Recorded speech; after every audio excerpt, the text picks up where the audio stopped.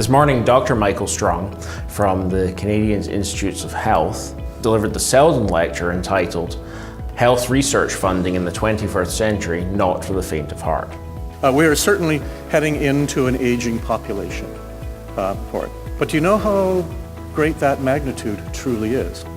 So here in Canada, right, we've talked many times about, well, we know that those less than the age of 15 are soon going to be less than those the age of 65. Well, that's actually wrong. It already happened.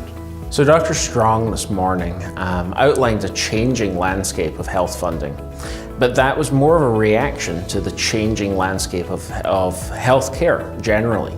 He presented that a global threat or a global change in healthcare arises from an aging population, the demographic inversion, he referred to it, that is seen in Canada and from many other countries around the world. It is a different patient population than you or I have had to deal with. And it is a different patient population that our trainees are going to have to deal with. And we can't afford it. And that's going to lead to different patterns of disease. Patterns of diseases such as increasing chronic diseases and co-occurrence of chronic diseases.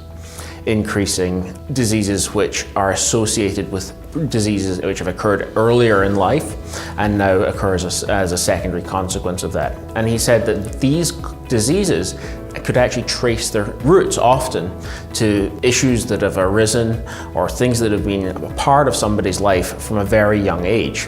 So the opportunity to affect the disease of a new generation of 80, 90, even 100-year-olds in the coming century may be just now. I think we have to do a better job of communicating our science.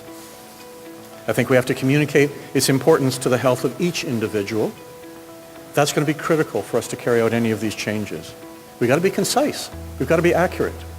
People don't have time to listen to us wax eloquently about our latest researchers. They want to know, if I do this, how's it going to help? And I want to get them to the point where, how's it going to help my kids?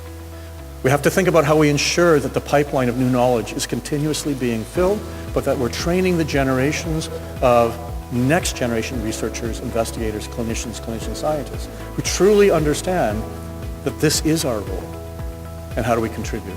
So in his presentation, Dr. Strong encouraged us and charged us to get back to the core of what our research mission is to understand and improve the lives of our communities that we find ourselves, to be engaged with our own communities, and to understand what it is that their health needs are, and therefore making sure that as the population changes, as the disease processes may change, that we are staying relevant as a specialty and a society and being part of innovating how it is that we need to be caring for the next generation.